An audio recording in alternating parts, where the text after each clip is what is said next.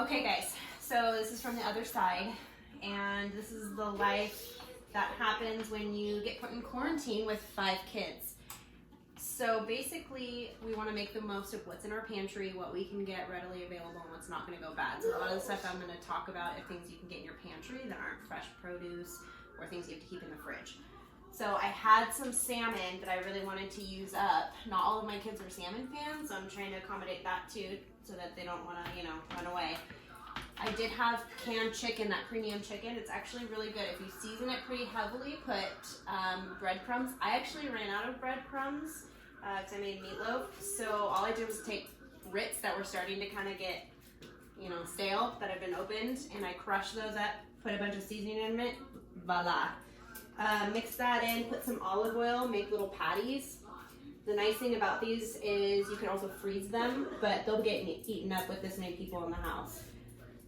So basically that's my plan for tonight. Put some veggies on the side. I stocked up obviously on canned veggies and frozen veggies. And as you can see, wine, because mommy needs hers too. So you're gonna put it in the oven for 350, and it's gonna be in there for 25 minutes. I like to add an egg for a little bit of extra protein. You don't have to because they stick together pretty well, but I like to put egg in there if you have it, just for a little extra protein.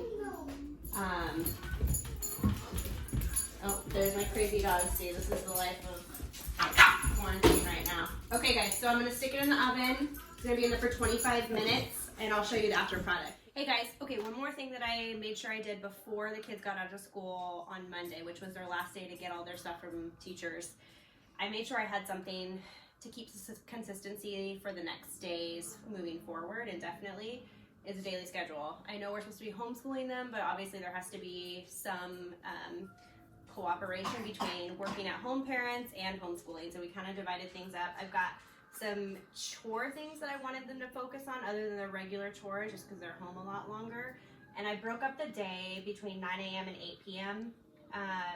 Not a ton of school work, but I tried to focus on the main things like chunk for math, chunk for writing, English, free time. I'm really trying hard to make sure I do a craft with them, just so we have that quality time together, because they're not having the friends around and stuff like they normally do. So it's just an example of something, just so that they have consistency and they can look towards something. And first thing this morning, they knew exactly what was going to be going on throughout the day. So I feel like that is a win for mom today.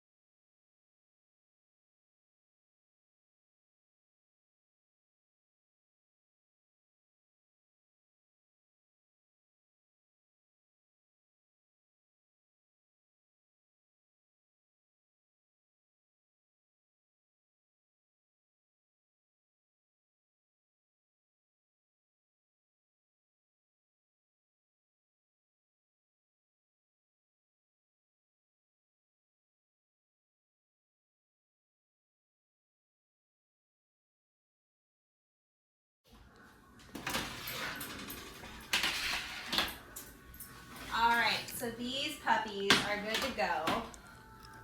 They're gonna get really flaky with a fork when they're done. And I did some green beans, snapped off the ends, got those ready to go. So now we're just gonna plate up. Like I said, my kids have different preferences. Some aren't huge fans of salmon, so I did the chicken for those that didn't like it as much.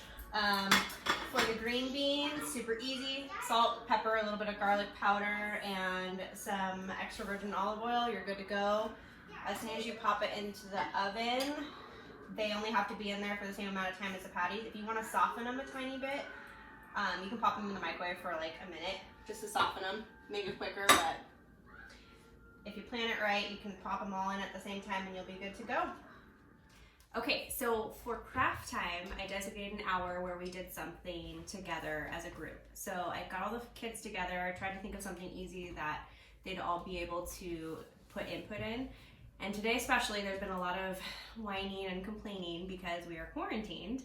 They're bored, they miss their friends, they miss their teachers, etc., etc. So I wanted to do something that had to do with St. Patrick's Day because they didn't have their celebrations at school or anything. So we tried to do something with that kind of theme. So I just had a canvas downstairs that I wasn't using. So I grabbed a bunch of my paint. We made a pot of gold, put everyone's name on coins. And now what we're gonna do is everyone picked the color that they want it to be.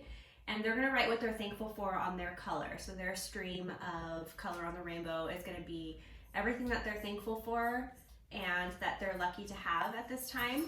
And then we'll have that to look back on, and it'll just help them be a little more cognizant about, you know, what's going on and what they have to be thankful for.